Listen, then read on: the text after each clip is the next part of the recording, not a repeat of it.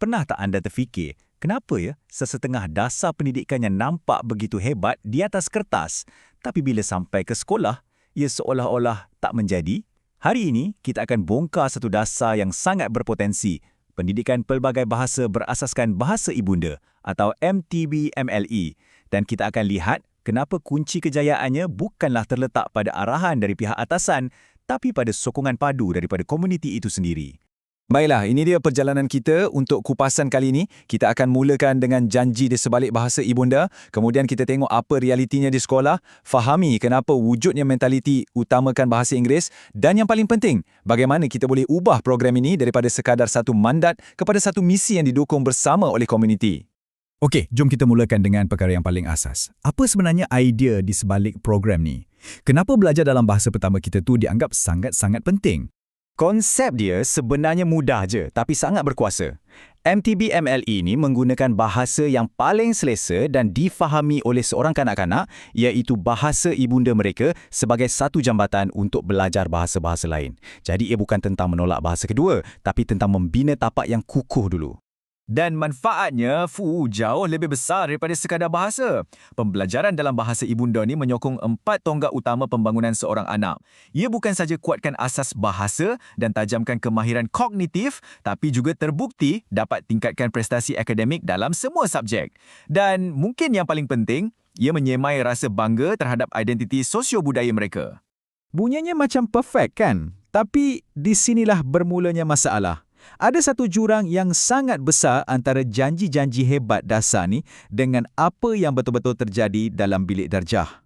Realitinya macam ni. Walaupun polisi dah ada, cantik tertulis, pelaksanaannya di lapangan selalunya tak konsisten dan penuh dengan cabaran. Niat yang baik saja tak cukup untuk menjamin amalan yang berkesan. Cuba kita tengok perbezaan ni. Matlamat dasar adalah untuk pemahaman yang lebih baik, pengajaran yang efektif. Tapi realitinya di sekolah, bahan mengajar tak relevan dengan budaya setempat, cikgu-cikgu tak dapat latihan yang cukup, dan paling ketara, semuanya dibuat secara top-down, arahan dari atas tanpa betul-betul dengar suara dari bawah. Nampak tak percanggahan tu? Dan petikan ini membawa kita ke punca sebenar masalah. Rupa-rupanya, halangan terbesar bukan logistik, macam tak cukup buku atau bajet. Ia adalah sesuatu yang lebih dalam, iaitu tentang cara kita berfikir, tentang ideologi. Sekarang, jom kita gali lebih dalam sikit lagi. Kenapa wujud penentangan ni? Dan yang menariknya, penentangan ni selalunya datang daripada orang yang program ni nak bantu. Ini soalan yang sangat penting dan mungkin bunyinya agak pelik kan? Kenapa nak tolak benda yang bagus? Kenapa ibu bapa dan juga guru ada yang tak setuju dengan program yang direka khas untuk kejayaan anak-anak mereka sendiri? Jawapannya ada di sini. Kita kena faham penentangan ni bukannya datang dari niat yang tak baik. Sebaliknya, ia berpunca daripada kasih sayang dan harapan seorang ibu bapa. Bagi mereka, bahasa Inggeris tu nampak macam kunci untuk masa depan yang cerah, peluang kerja, kejayaan. Jadi mereka risau kalau anak-anak fokus pada bahasa ibunda, mereka akan ketinggalan.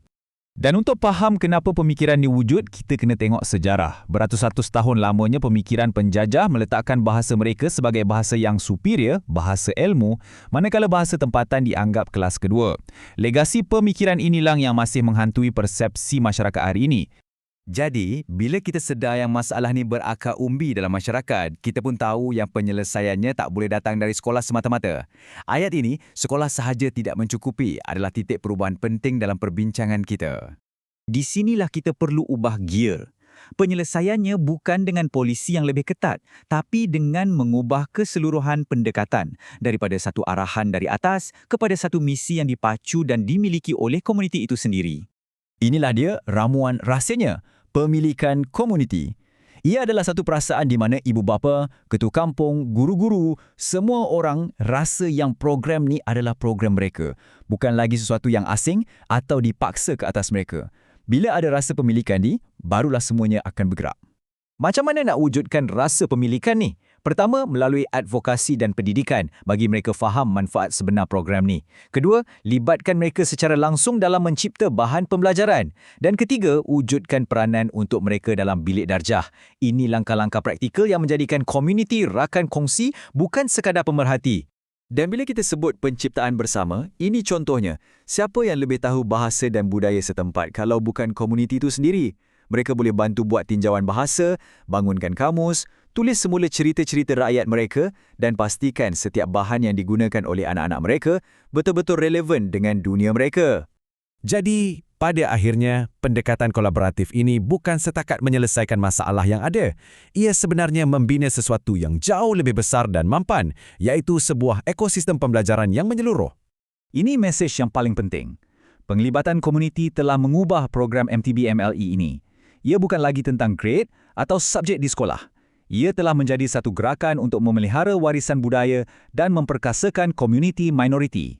Dan inilah hasilnya apabila sekolah dan komuniti berganding bahu. Jurang antara rumah dan sekolah mula terhapus. Pembelajaran jadi lebih bermakna. Rasa bangga terhadap budaya sendiri mula bercambah dan wujud satu sistem sokongan yang kukuh untuk semua orang yang terlibat. Kesimpulannya, kejayaan program sebegini tak boleh datang dari atas sahaja dan tak boleh juga datang dari bawah sahaja. Ia perlukan satu hubungan dua hala, satu antarmuka di mana penggubal dasar mendengar suara komuniti dan komuniti pula diberi kuasa untuk membentuk pelaksanaan dasar itu. Jadi, saya tinggalkan anda dengan satu soalan untuk kita fikirkan bersama. Tak kira siapa pun kita, ibu bapa, guru atau pembuat dasar, apa langkah pertama yang boleh kita ambil untuk mula membina jambatan ini di tempat kita sendiri demi masa depan anak-anak kita?